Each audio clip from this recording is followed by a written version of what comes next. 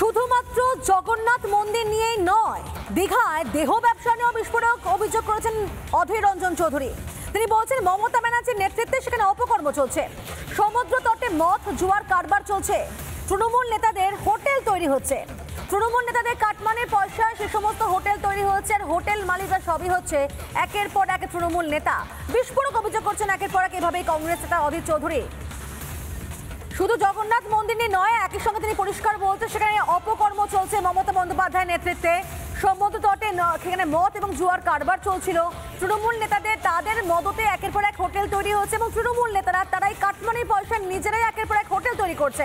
আর এই হোটেল মালিকরা সব হচ্ছেন একের পর এক বড় বড় তৃণমূল নেতা, যারা কাটমানি নিচ্ছেন অন্যের কাছ থেকে এবং তারপর নিজেদের ব্যবসা বাড়াচ্ছেন, হোটেল তৈরি করছেন। আর এই পুরোটা একটা সার্কেল ওয়াইজ চলছে, চেন ওয়াইজ চলছে এবং সেখানে মমতা বন্দ্যোপাধ্যায় মদত দিচ্ছেন। কি অভিযোগ করেছেন অধীর রঞ্জন চৌধুরী, শুনুন। আজকে দীঘাকে শুধুমাত্র পয়সা কামানোর জায়গা নয়, আরো অনেক কিছু ফেক বানানো হচ্ছে দীঘায়।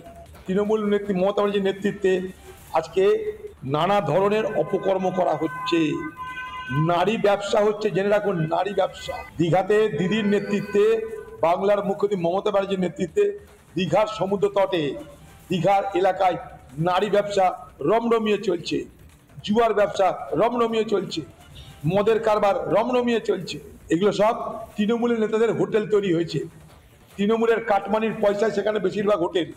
সেই হোটেলের মালিক মানে তৃণমূলের মালিক, সেখানে পর্যটক যারা তাদের তো অসুবিধা হবেই। বিস্ফোরক অভিযোগ করছেন কংগ্রেস নেতা অধীর রঞ্জন চৌধুরী। তিনি বলছেন যে দীঘায় জগন্নাথ মন্দির নিয়ে রাজনীতি হচ্ছে, ভোটের রাজনীতি করছে তৃণমূল।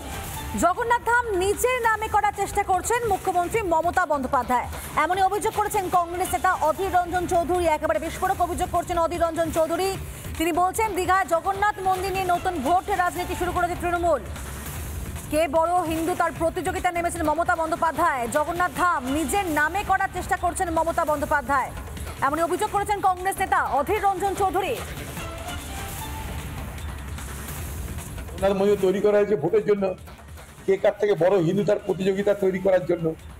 ধামকে নিয়ে এসে নিজের নামে করতে চাইছে মমতা ব্যানার্জি। কমসে কম বাংলার মানুষ বেঁচে গেছে যে মমতা ব্যানার্জি বলেনি যে আমি হচ্ছি জগন্নাথের আরেক বোন সুভদ্রা। কমসে কম সেটা বলেনি বলে আমরা বেঁচে গেছি, এটা বললাম অবাক হব না। শুনলেন আপনারা কি বলেছেন অধীর রঞ্জন চৌধুরী। তিনি বলছেন যে এই দীঘায় যে মন্দির তৈরি করেছেন মমতা বন্দ্যোপাধ্যায় সেটা আসলে তার ভোট ব্যাংক বাড়ানোর জন্য এবং সেখানে মন্দির নিয়ে রাজনীতি করছে তৃণমূল, ভোটের রাজনীতি করছে তৃণমূল।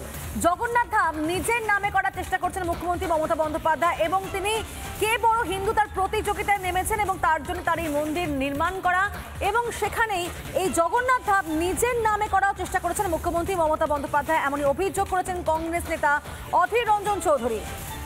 আমরা এই বিষয় নিয়ে কথা বলেছিলাম হিরণময় মহারাজের সঙ্গে, কি জানিয়েছেন তিনি, শুনুন। আমরা জগন্নাথ মন্দিরকে কেন্দ্র করে যা যা দেখলাম, যা যা শুনলাম, তাতে স্পষ্টই ওখানে আপনারে স্থাপিয়াছ জগতের দেবতারে নহে। জগন্নাথ সর্বত্র থাকেন, কিন্তু এমন পরিস্থিতিতে জগন্নাথ মন্দির, যেখানে আমরা জগন্নাথ মন্দিরকে প্রতিষ্ঠা করতে মাননীয়াকে দেখলাম, সেখানে আমরা সাধারণভাবে এটা পরিষ্কার হয়ে যায় যে এখানে জগন্নাথ মন্দিরকে প্রতিষ্ঠা করবার একমাত্র কারণই নিজেকে প্রতিষ্ঠা করা। আমরা এটা স্পষ্ট দেখতে পেয়েছি।